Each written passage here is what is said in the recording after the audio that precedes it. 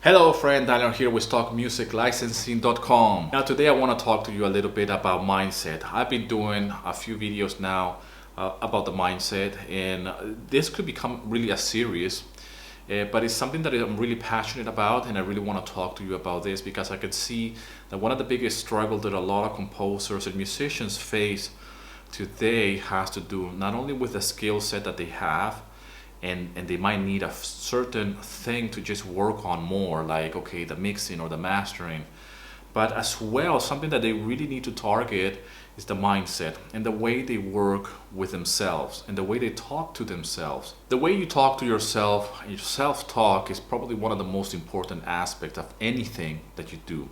Now when it comes down to being a musician, to being a composer, your ego, a healthy ego, has to be in place, meaning that you must know what you're good at. You must feel confident about your ability to making music.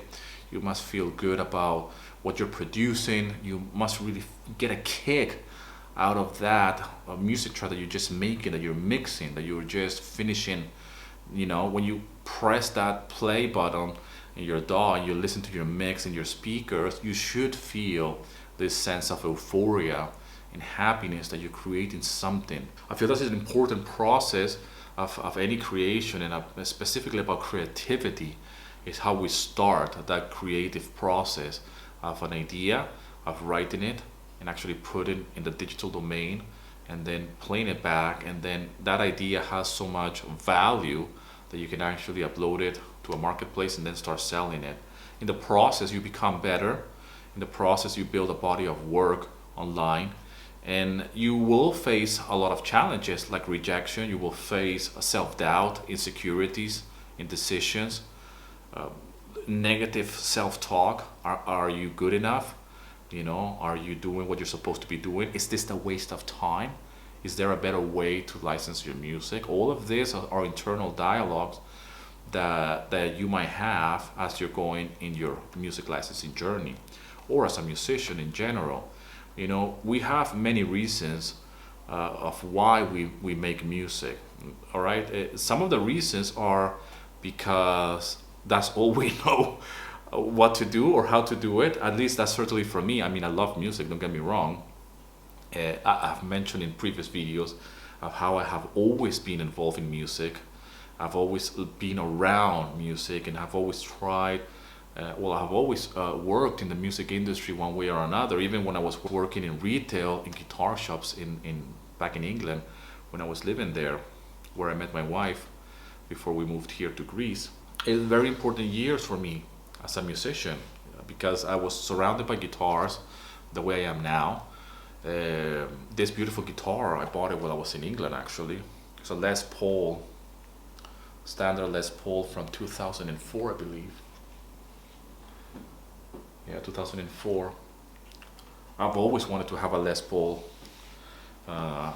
Gibson Les Paul.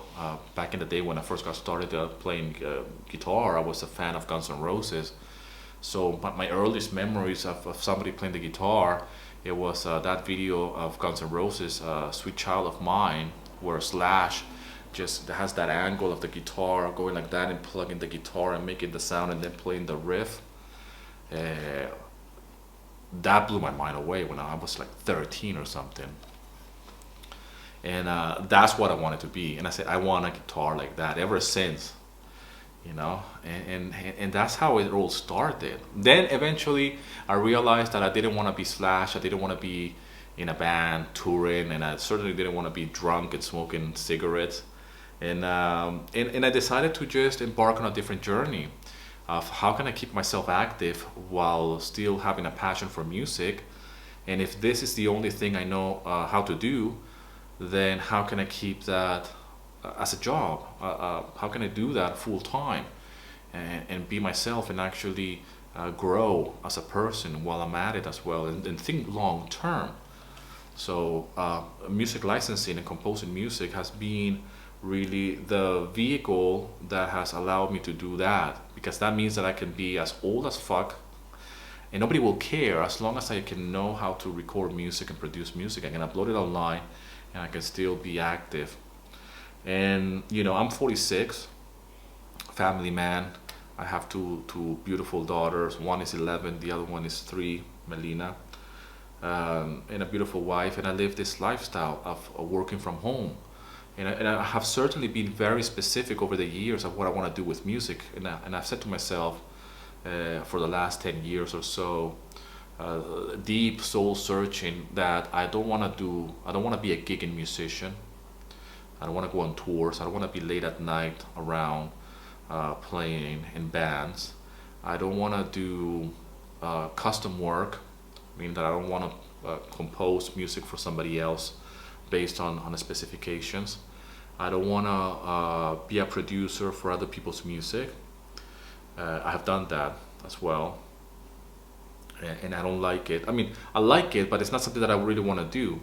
I don't want to do collaborations with other musicians, at least not now. I have done many over the years, but I don't. It's not something that I really feel passionate towards to.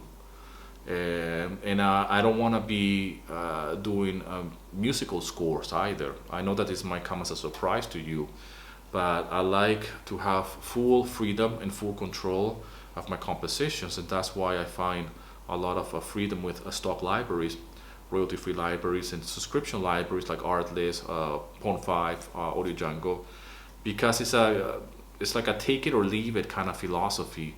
You compose something that hopefully is going to be at the service of somebody else's project. You're helping somebody else's project, but it's almost like take it or leave it kind of thing. The customer might buy it or not.